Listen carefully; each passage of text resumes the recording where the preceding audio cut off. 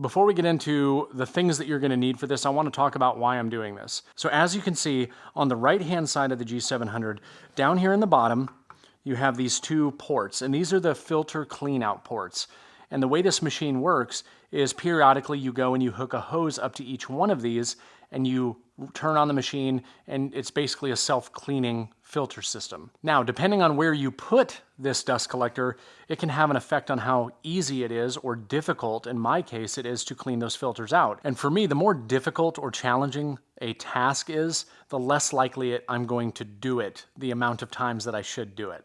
So that's the first problem. For me, where I have mine placed, it's all the way in a corner on the left-hand side of my shop. These ports are to the right-hand side, but about, I don't know, 9 inches of space or so, maybe 10 inches of space. Then I have my miter saw station. So you can imagine it's a little bit challenging to get into a tight space like that to clean these filters out. Now, when I did the research on this machine, there was a man by the name of Matt from Next Level Carpentry. He was the only person on YouTube that had any information on this machine. And he created a system that basically took both of these ports and turned them into one. And so I knew that I wanted to do something similar to that. I actually got on the phone with Matt.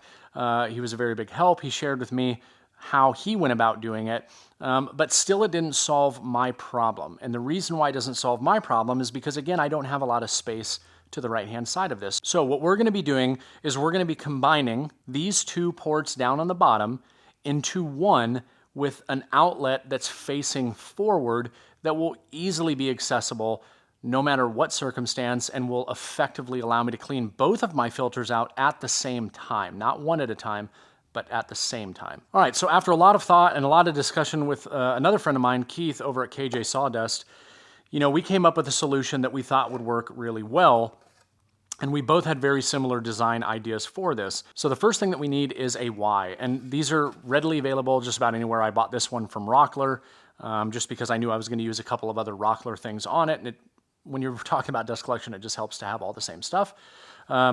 This is not expensive. I'll leave links to all of these items down in the video description if you guys just want an easy way to make this same thing, but nothing special, plastic Y. The next thing I bought is one of these rubber 4-inch unions.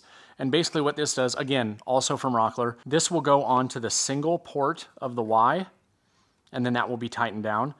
And then what we're going to be putting out on the exterior portion of it, because this is going to be attached to the machine just like this. So what we're going to be putting on the front of that is a Magport. And a lot of people, I've seen a lot of people using these. I was always intrigued by them. I never really found I had a need for them because I wasn't hooking up one hose to another. But this is a Magport with a blast gate. So the whole purpose of this is that it has to stay closed when the machine is running, otherwise all the air is going to come out. So by having the ability to open and close this, it will make it easy to clean out, and it will stop any air from escaping. Now, in addition to that, I'm going to be using another Magport, and this will go on the hose that I use to clean it out. So the whole idea behind this uses magnets, and it creates a super tight seal, and I can take this from whatever hose I decide to attach it to. I'm actually going to attach it to the nearest blast gate to the machine, and I'm just going to have an expandable hose on it. And when I need to clean it off, I'll then place it onto here, turn on the machine, turn the filters, clean everything out, let the cycle run, and when I'm done, I can take it off, close the blast gate, and I'm good to go. And then finally, the last two things is just some spare 4-inch PVC hose to connect the two Ys down to the bottom ports, and then also some of these hose clamps just to make sure everything has a nice tight connection. So there's a couple of things we need to do to start off, and this whole process should be really, really simple. It's determining how long I need my two pieces of hose to be and where we want the location of the actual Y with the Magport fitting and the blast gate and all of that stuff. So I'm going to go ahead and do that first. So I think what I'm going to do is I'm going to be looking to attach my Y right about here in this location. I think that's a good height, gives me easy access to open up the blast gate. But now I need to figure out the best way to go about attaching this to the actual machine. All right, so the idea that I have is I want to use zip ties. But as you can see, I don't want to screw anything into these per se, because the filters are actually just on the back side of this. So I think using zip ties as anchors to attach other zip ties to will work really nice. But since we have to get the zip tie in and then back out, what you can do is you can take a zip tie and down at the base of it, go ahead and bend it. You can insert the zip tie here and easily bring it right back out on the bottom. And so now what I'll do is I'll tighten this down just to give me enough space to run another zip tie back behind it. So we just need to determine where I need my next zip ties to go. So let's go with right here. Bend this one. Put it in there.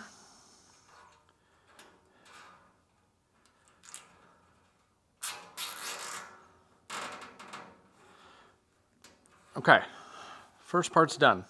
Now I need to determine, I'm obviously going to want to probably have one right around here at the back. So I'll identify where that line would be. So we're going to go with right here. I'm going one lower on this one. And again, these are going to be anchor points for my other zip ties to tie into. And this is my final location right here.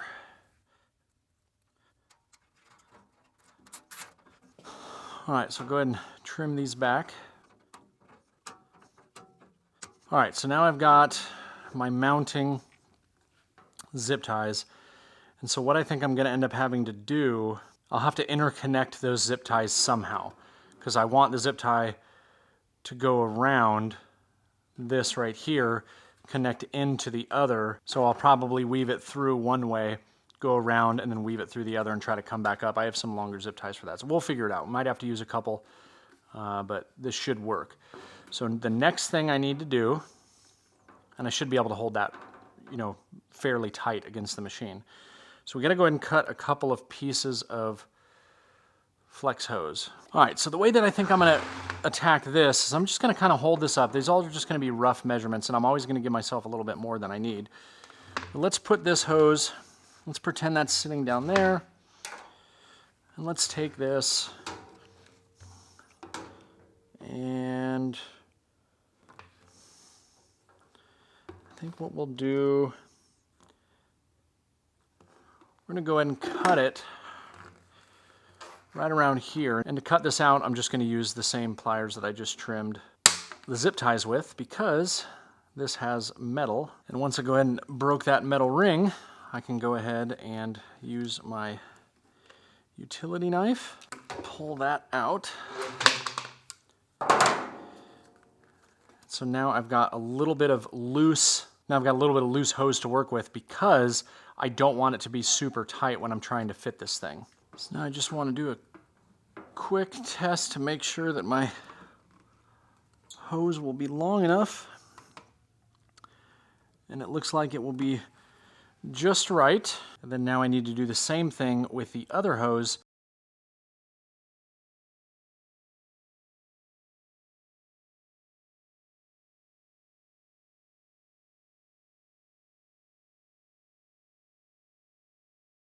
All right, I've got my second hose on, put in place, and it looks like that is going to be just fine. All right, so I'm actually gonna try to put these on, but they may take some finagling because this is a pretty tight hose, and it will probably require threading it on to make sure you actually get over the edge and have enough bite for the clamp. So it looks like, and by doing this, you'll actually be able to spin it and see that it's on there all the way around. And so I want to make sure that the hose is turned in an angle that's not going to fight the Y. Now you don't have a lot to play with on the lip of this, so you really want to make sure that you align this properly.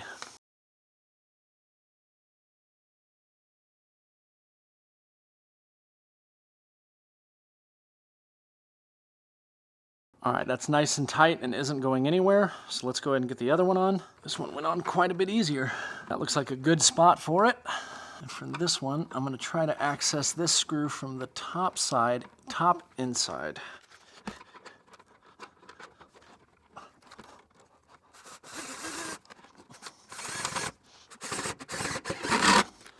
All right, that's on there nice and tight. Now I can connect these hoses to my Y and then get my Y connected.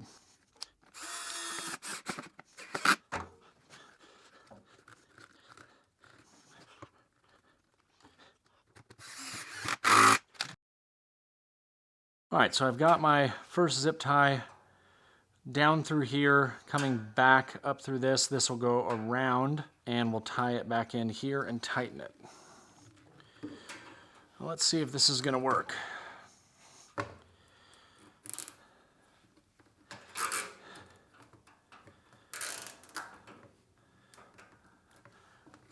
Seems to work just fine. Now we just got to do another one right here.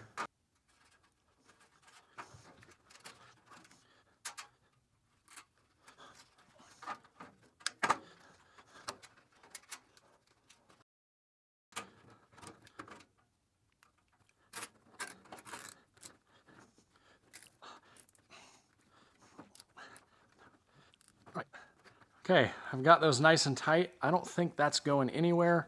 I can open and close the blast gate very easily. It's not really moving. My hoses are nice and secure. We'll go ahead and pop those off. And we're good to go. Okay, I've got the machine back in its home, and you can see I still have plenty of space over here on the side. So I'm gonna go ahead and hook this up and just show you how it works real quick.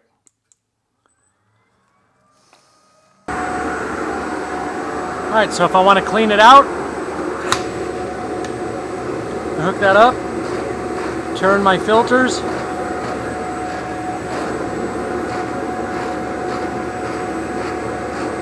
and just like that I can clean 2 filters out at the same time.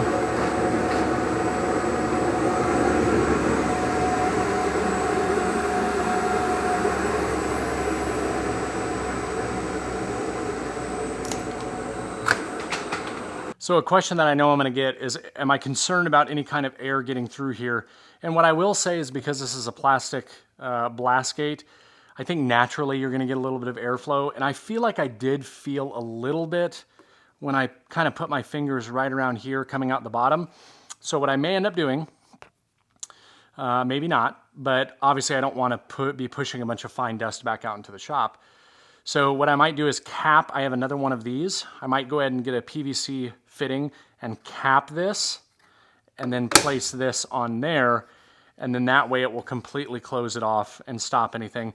And then I'll actually be able to tell over time if I am getting any kind of air loss or any fine dust, because that will encapsulate it. And when I go to remove this, I'll be able to see inside. So that'll kind of do 2 things for me.